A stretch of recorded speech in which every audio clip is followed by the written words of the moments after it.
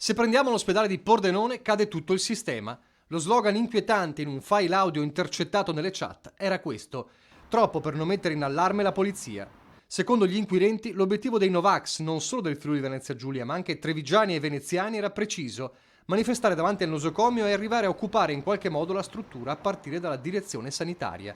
È finita invece, grazie all'intervento della questura, con una maxi denuncia per i partecipanti, tra questi anche l'ex leader dei portuali di Trieste, Stefano Puzzer, per il quale è scattato il foglio di via obbligatorio per 3 anni dalla città. L'appuntamento alle 9:30 al piazzale dell'ospedale. Sono arrivati in un centinaio, spiazzati però dalla presenza della polizia.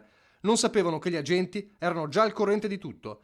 Dalle prime luci dell'alba, infatti, la Digos, che monitora costantemente ogni anfratto della rete dei social legato al mondo dei Novax, aveva fatto scattare l'allerta per il moltiplicarsi di messaggi e inviti nella notte verso la manifestazione non autorizzata per protestare contro la sospensione dei sanitari nel giorno in cui scattava l'obbligo vaccinale di alcune categorie lavorative, tra le quali il soccorso. Dopo la segnalazione, il questore Marco Odorisio ha disposto dalle 7:30 del mattino 3 diversi presidi di sicurezza, non solo all'ospedale, ma anche presso altri 2 obiettivi sensibili: la cittadella della salute, dove è attivo il polo vaccinale, e la direzione generale dell'azienda sanitaria. Un centinaio di manifestanti giunti in gruppi tra le 9:30 e le 12:30.